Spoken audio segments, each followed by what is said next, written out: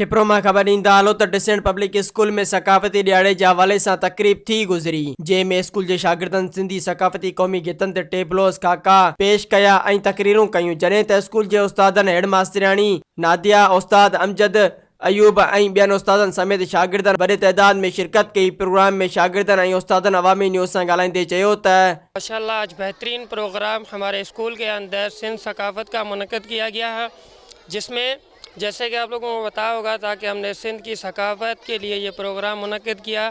सिंध की सकाफत जो है बच्चों को बताने के लिए, ताकि भाई जो पीछे पुरानी जैसे कि सकाफत की कुछ चीज़ें जो हमें मोहनजोदड़ो से मिली है, जो सिंध की सकाफत क्या है, या शाह लतीफ़ के रिसालों से हमने सीखा है, ताकि हमारी सकाफत क्या है। इसी सिलसिले में बेहतरीन प्रोग्राम मुनक़्क़िद किया।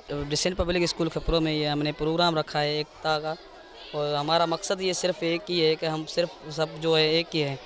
हमारा मुल्क पाकिस्तान है और सूबा सिंध है। हम सबको ये पैगाम देना चाहता हूँ कि हमारा मुल्क पाकिस्तान है और सूबा सिंध है, और हम सिंध के लोग जो है बहुत मेहमान नवाज हैं, और हमारी ये सकाफत है वो 5000 कबल मसीह साल पुरानी है। हमारी सिंध 5000 साल पुरानी है, और हमारे स्कूल में ये फंक्शन हुआ, हमको बहुत खुशी हुई, और सर और मैडम ने ये फंक्शन किया, बहुत खुशी हुई। बच्चों ने मुख्तलिफ स्पीचें, तकरीरें और मुख्तलिफ प्रोग्राम किया। सिंध तुंहिंजी अम्मा सूं तुंहिंजे मथा तुंहिंजे नाले छा लिखी लिखा। कल्चर डे है असांजो अॼु स्कूल में मनायो वियो आहे। तमामु सुठियूं टेबला कया विया आहिनि, तमामु सुठियूं पंहिंजी तकरीरूं कयूं वयूं आहिनि, ऐं इहो ॾियारो हर कंहिं स्कूल में मल्हाइणु घुरिजे। तमामु सुठी आहे ॻाल्हि आहे। असां स्कूल में कल्चर डे मल्हाए रहिया आहियूं। असांखे तमामु घणो मज़ो आयो।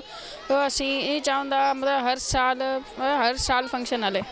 ॾाढी ख़ुशी थी थिए। अॼु असांजे स्कूल में सिंधी सकाफ़ती मेलो मल्हायो वियो, जंहिंमें असांजे स्कूल जे सभिनी ॿारनि एंजॉय कयो। असांखे फंक्शन में ॾाढो मज़ो आहे। असांखे ख़ुशी आहे त असीं सिंध सूबे में रहूं था।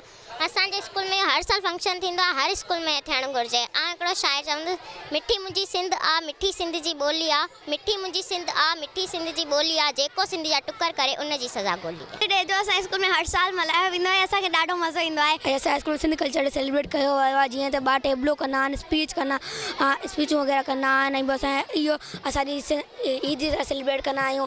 असांजे स्कूल में अॼु कल्चर डे आहे, असांजे कल्चर डे मल्हाए रहिया आहियूं। कल्चर डे असां लाइ ख़ुशी जो हिकु ॾींहुं आहे। कल्चर जो डे असीं मल्हाए रहिया आहियूं, हर यूनिवर्सिटी कॉलेज में थींदो रहंदो आहे, ऐं हीअ हिकु असांजी ईदगाह घटना आहे जीअं सिंध।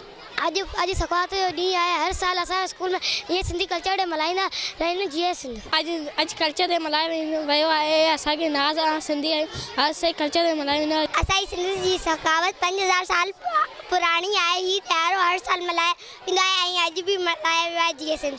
ही स्कूल पंहिंजी मेहनत कोशिश सां मंज़िल ते पहुची वेंदो। हिन क़िस्म जा प्रोग्राम करण ॿारनि में हौसला अफ़ज़ाई पैदा करणु आहे।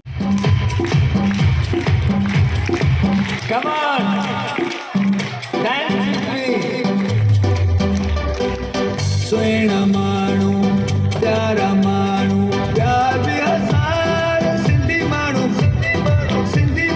पधरा लखनि में सुहिणा माण्हू प्यार बि हज़ार सिंधी माण्हू पधरा लखनि में। मज़ीद ख़बरनि ऐं तफ़सीलात लाइ विज़िट कयो असांजी वेबसाइट www.awamiNewsHD.com ऐं ॾिसंदा रहो अवामी न्यूज़ HD।